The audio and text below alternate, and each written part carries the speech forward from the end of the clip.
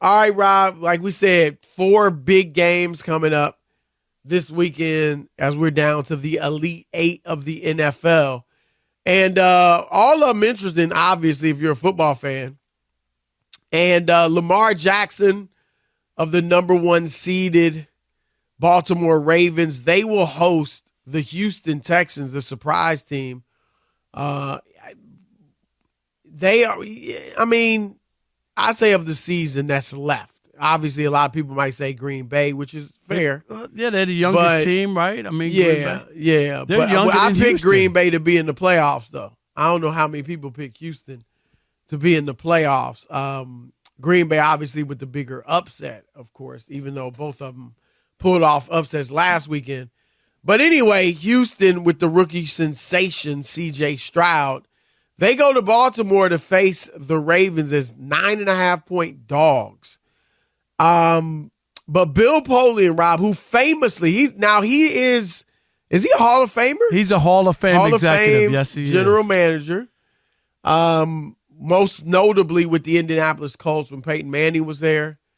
And when Lamar Jackson came into the league, Bill Polian said he should be a wide receiver instead of a quarterback, which some other people felt that way too. And he obviously is proven wrong for that. But he is talking now about this game coming up. And here's what he said about what the Texans need to do to beat the presumed MVP of this season, Lamar Jackson. To do it, you have to be very disciplined in your rush. You have to tell the rushers that they're not there to sack him. They're there to keep him in the pocket and make him throw the ball and not escape and not extend and not do any of the things that opens up all of these receivers. And that's hard to do. It's hard for coaches to teach that. It requires a technique change. It's hard for players to get their heads around it, but it's absolutely necessary. Rob, what are your thoughts? I don't know. I don't think he's the same quarterback from the first MVP. I think he's evolved, Chris. I don't know if Bill Polian saw the game he played against the Miami Dolphins. Did he see that game as a passer? What do you have, 5 touchdowns? Perfect quarterback passer rating. So he could beat you that way too.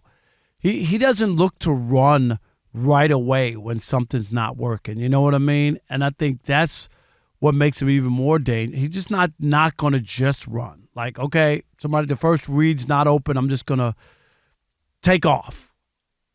I mean, I get it. You got to figure out what it is you need to do. You want to limit something, Chris, but I don't know if that works.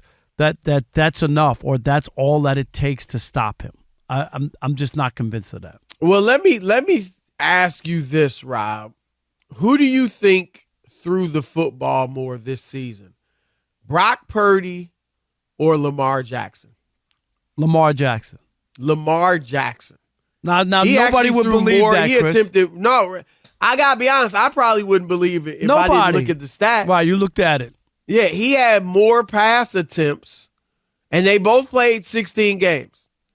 And Lamar Jackson had 457 pass attempts, and Brock Purdy had 444. All right, so, I mean, nobody thinks, obviously Purdy's not a running quarterback, but nobody thinks of him as a quarterback that doesn't throw the football. So Lamar is throwing the football. And that's my point, is that he can be, like, that sounds good, Chris. Right. That sounds good. Like, I think that was Lamar 1.0. Is this 2.0 if he wins his second MVP, right? That was Lamar. Take it off right away, and he's running, and you wanted to make him to throw. Even though that year, Chris, he actually threw more touchdowns. Didn't he throw 37 that year? His touchdown percentage was outlandish. It was 9% of his passes were touchdowns. 36 touchdowns that year. He only had 24 36 this year. But I agree. I do think he throws the ball much better now. And they're in a more pass-friendly offense. So you're right, Rob. When he scrambles, he's scrambling to, pass. To the most make part. another play, Chris. Right. To get to throw a wide receiver open or Yep. I mean, and that's when, guys you break your routes and you just get to the open spot. Yes. And that's when he hits a lot of guys. Look, I think there is some logic and truth to what Polian is saying. Well, he has to pick something. Right? You're trying to figure out. Yeah, I mean, you don't, obviously he still can break free and run. You Right. don't want that. He is effective in the pocket, but what he said, like, your rushers have to kind of stay outside and keep him from getting outside. But he's saying, don't sack him. I mean, I think what he's thinking is it's going to be hard for you to sack him because he's so elusive, And so he's not full on saying he can't throw the football. I think he's learned his lesson from that. But Lamar, when you look at the quarterbacks in the playoffs, particularly those that are still left, he is the least prolific of the passers. He hadn't thrown for as many yards as the rest of the guys. I think everybody else pretty much is over 4,000 yards passing. And so Lamar is a mix, but he's definitely more of a passing quarterback. And Rob, I think they're going to go out there. Look, is Houston dangerous? Sure. They are a dangerous team. For them to do what they did to Cleveland, 45-14. I mean, Cleveland was playing great football. Cleveland beat Baltimore. Cleveland's defense, when you look at yards per game allowed, was number 1. And he shredded it. Now, I don't expect him to do that to Baltimore. Well, the Ravens get at the quarterback, too. That's their big thing. Yeah. They led the league in sacks. Chris, they get at the quarterback. They led the league in sacks. And they will disrupt you. We saw Brock Purdy get 4 picks. People in your face, you know what I mean? You throw the ball, you make mistakes. That's they tipped, I think, 3 of his. Yep. They get at the quarterback, yep. Yeah, so now remember, Baltimore beat them, Rob, 25-9 on the opening weekend, but that was C.J. Stroud's first game. And to be fair, it was Lamar's first game back after a while because he missed the playoffs last year, missed like the last 5 games. So he was a bit rusty too, and he admitted as much. But I do think, look, a lot of people are looking at the 9.5-point spread as being disrespectful to the Texans.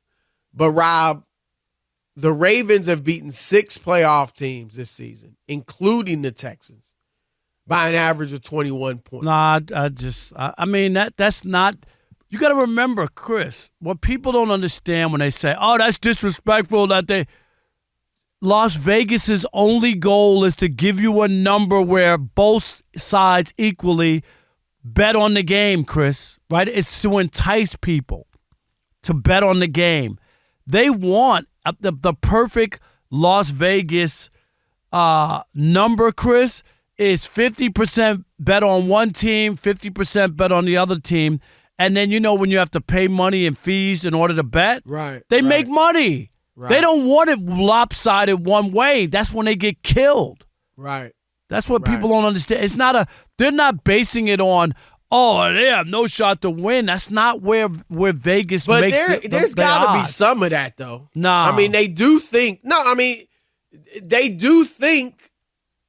that that's the number that would get those people to bet. Oh, no, to bet. I mean, but my point is they're not just coming out with crazy odds. No, but I'm just saying it's not about a disrespectful thing.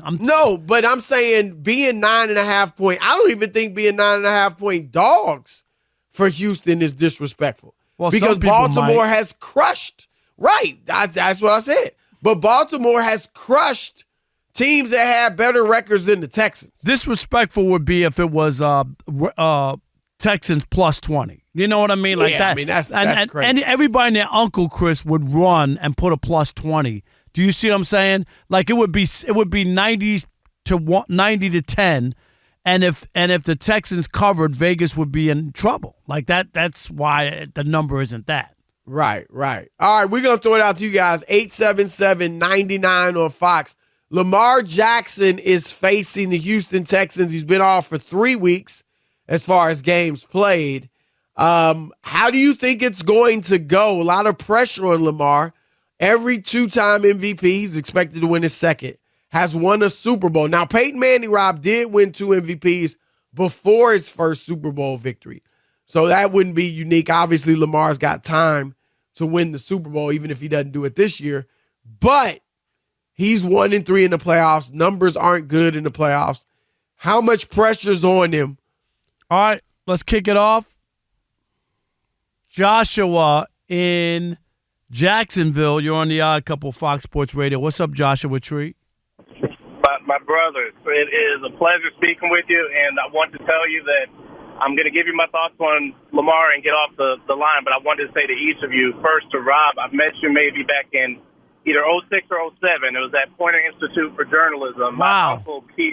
My uncle Keith Woods was the dean of faculty there for many years, and I got a chance as a young journalism student at UNF to meet you, some of my heroes like Jamel Hill, who was beautiful and stayed in contact with me, allowed me to do my senior paper on her. Like yourself, Rob King with ESPN. Wow. So many heroes of mine in journalism I got to meet during that time, and I'm so grateful for you all. I've been following you for a very, very long time prior to then and up and through then. And you as well, Mr. Broussard, got a chance to be on a prayer call with you on a couple of occasions. Wow. Listening in, and it's just a blessing, to be able to not only have someone I admired so much just as a professional, but also as a man of God.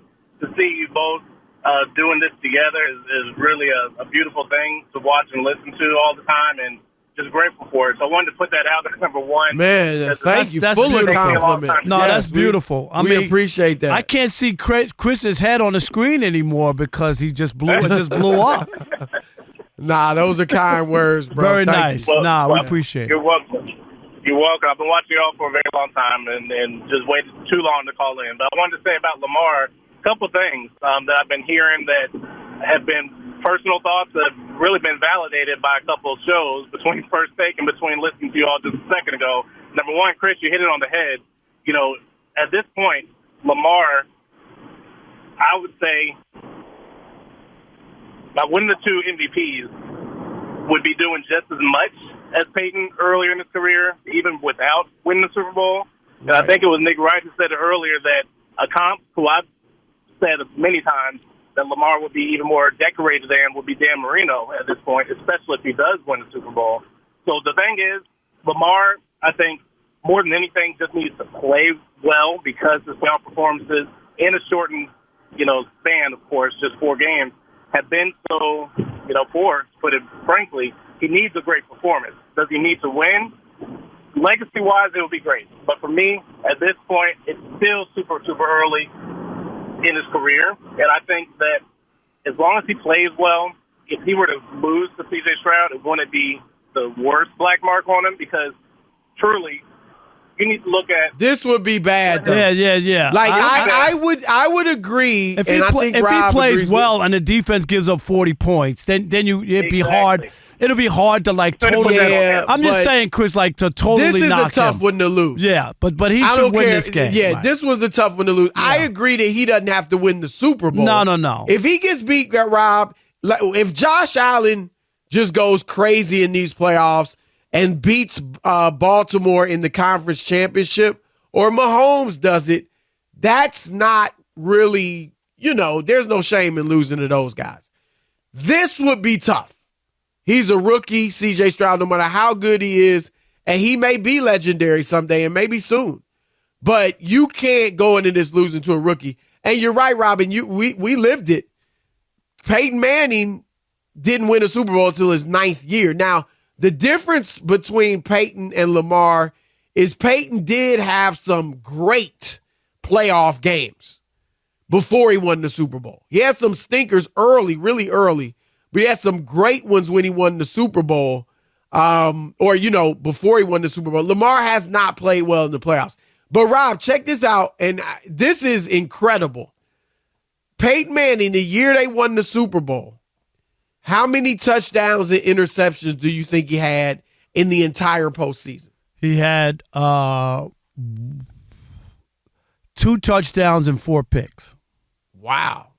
I mean, I'm surprised you went that ratio that you remember Right. he wasn't great. I don't remember but he had 3 touchdowns, 7 picks. Okay, so I wasn't that far off. A double. No, right. I didn't know you'd even go. No. I That you remember he wasn't that great. Peyton Manning was, let's face it, he wasn't great in the his postseason record isn't phenomenal. And that's why it's not a total shock, but he wound up finishing with 2 Super Bowls, and he the got second the one. one. Right. He wasn't there. He wasn't ahead of the the team as far as play. But yeah, Ricky in Ricky in Florida. You're on the Odd Couple Fox Sports Radio. What's up, Ricky?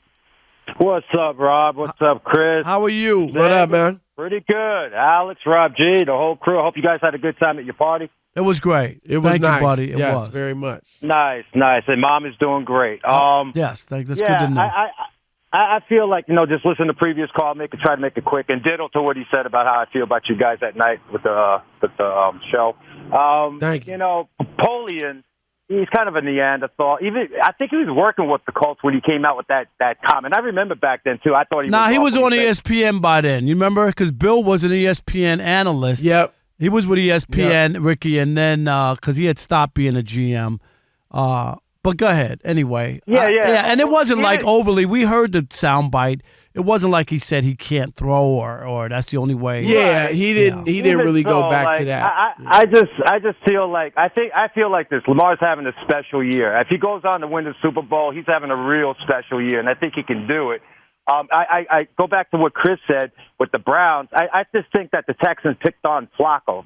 Flacco come off the couch, getting into the game, and he kind of showed his age at that last game. I don't think that's going to happen with Lamar.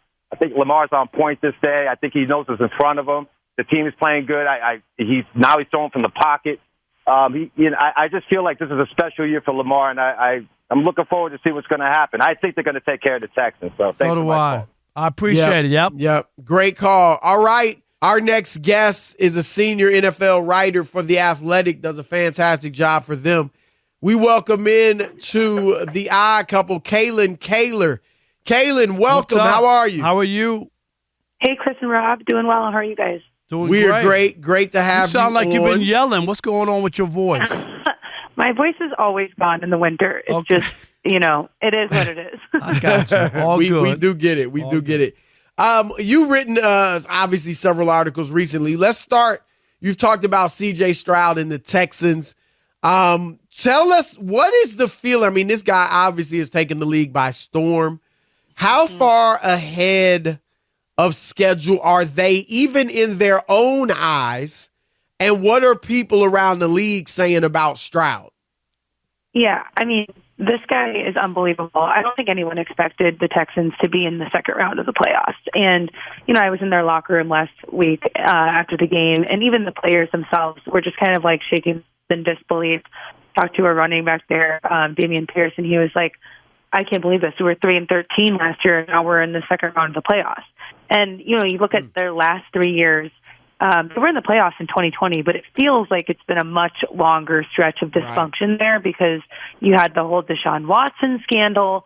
And as that was going on, Nick Caserio was trying to sort of rebuild the team, and he gave out a lot of one-year deals. And just this offseason has he really started signing free agents to longer than 1-year deals. And so now they're kind of entering, they're kind of trying to get out of that rebuilding phase. But he was slowly sort of trying to get, mentors in the building to mentor these young guys. And their draft this past offseason was probably their best draft that they've ever had. And obviously the Texans are an expansion team, so their history is not that long. They only go back 20-something years. But their draft this past offseason was just incredible. Not only did they get C.J. Stroud, their clear franchise of many, many years for the future here, but they also got Will Anderson, who has completely shifted the identity of their defense. And they needed a quarterback and a pass rusher in this draft, and they got both of those things. And both of the rookies have performed, above expectations. And I think you can kind of credit D'Amico Ryans, the head coach, with a lot of that. He talked a lot. If you go back and watch his introductory press conference from last February, he talks a lot about how he thinks coaching is developing players. He repeated that over and over again, and I think we've seen that they're an incredibly young team, and that's why there were so few expectations for them this season. But we've seen D'Amico really do get the most out of these young guys. You see him really developing the players, and I think a lot of that is because he's not that far removed from his own playing days. How much and they should have won. I'm not in any way taking away them beating the Browns. Yeah. But how much of it was a meltdown by the Browns as well? I mean, a young team, I get them winning, but the way that they won, how much of it was the Browns? I mean, you know what I mean? Making it that lopsided. The blowout nature of the game was really shocking. I mean, C.J. Stroud was benched at the start of the fourth quarter. I don't think anyone saw that coming. And, I was the most surprised that the Texans were able to shut down the Browns' secondary, not only their secondary, but also Myles Garrett was silent in this game. He was almost invisible. And that's all to Laramie Tunsil, their tackle in Houston, had played an incredible game. And he's actually, he's at one of the top left tackles in the league. So I guess I shouldn't be that surprised, but I think that this was the top defense in the NFL, and they held them to the fewest passing yards. The Texans defense the Browns defense allowed the most passing yards in a half that they had all season, 236 yards, I believe it was, in a half. So it was just incredible. And I'm talking to players on the Texans offense about how they did it, and they're like, well, this was a revenge game for us. They had seen this Browns defense a few weeks earlier, and I think that helped them with the experience there. And I really was shocked by how this turned out. And I think the Browns offense, Joe Flacco throwing 2 pick sixes in a row didn't really surprise me. I was waiting for that. That's what I'm saying, right? He had thrown a lot of interceptions already, right? And they were winning despite it. If you go look at their games, they were winning despite it. And like you said, 2 6 picks in a row. That's why I was asking about, because when you go into the next game, you look like, oh wow, they're hell beaters. They're gonna roll. They're rolling. Part of that was the poor play of the Browns, of the lopsided nature of it. So I think you have a different game this week, obviously. Yeah. Let's go to Detroit and Tampa Bay. Baker Mayfield. What is your feel for, how are people talking about him around the league? What a comeback season. What type of off-season offers do you think he'll get? Has he kind of completely resurrected himself in people's eyes, or are some teams still skeptical? No, I think Tampa wants to keep him. I think they're going to sign him to an extension of some kind there. It's not going to be top quarterback money, but I think he's earned. I think he's earned, an extension, and I think he's earned the chance to be their quarterback for the next few years. They're obviously not going to be in a position to draft one this because of how performed. So I think Baker not only obviously performed well enough to play them out of the possibility of drafting a top quarterback this year, but he's also kind of proved himself to be someone who could be their answer for, the short term. I don't know that he's their franchise for the next 10 years, but I think for the next 3 years, I think you could realistically say it's Baker Mayfield. And I think the storylines of this game, like we saw last week, Detroit and LA was a great storyline, but I think this one is almost just as good because it's 2 number 1 overall picks who were written off, completely written. We thought Baker's career was over. People thought Jared Goff's career was over. And here they both are now in the second round of the playoffs, in the divisional round. They both found new homes, new teams, and I had a chance to talk to Baker's quarterback coach, Thad Lewis, who himself was the backup quarterback all around the NFL a few years back. And, he was describing how Baker is just able to be himself. They let him be himself in Tampa. And I think towards the end of his Cleveland career, that was not really the case. And so, he's talking about how he's working with Baker on his footwork. He wants him to be really smooth, fast, instead of jerky fast. And I don't know. I just think for a lot of these quarterbacks, like Jared and Baker, in this, when you sort of hit a wall with a coaching staff that has stopped believing in you, your career isn't necessarily over. You just need a fresh start. And both of these guys got that. And when you have a coaching staff that believes in you and is supporting you, how far you can go with that. Yeah. Last thing, the Packers. and we only got about a minute or so for this, but just obviously people don't expect them to beat the 49ers. Chris and I think that it's a big game for Brock Purdy as well. I mean, the Packers, to me, are playing with house money. Nobody expects them to go to San Francisco and win that game. But how big is this for Brock Purdy? If they were to lose here, would people start to doubt him as the guy that maybe the people thought he was going to be come postseason? Yeah, I mean, I think he is always kind of being doubted because I think naturally with a quarterback who performs well for Kyle Shanahan, the instinct is to just call him a system quarterback. But right. I think that we've all, Tua faced this season with McDaniel, and it's like, well, who cares if they're a system quarterback if it's working, right? Right.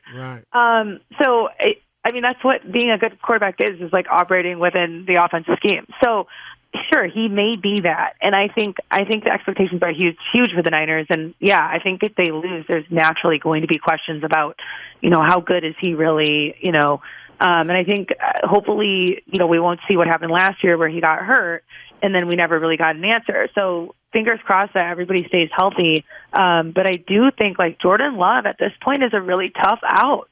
I mean, he has played so well in the last few games. I think he has like one interception in the second half of the season, which is just wild. So, I mean, Jordan Love, I would say is like the better quarterback in this matchup. So I'm excited to see how this one goes, and I'm excited to see him against the Niners defense. All right, that's Kaylin Kaler Thank of you. The Athletic. Great stuff. Thank we you. appreciate you. Yep. Yeah, have a good night.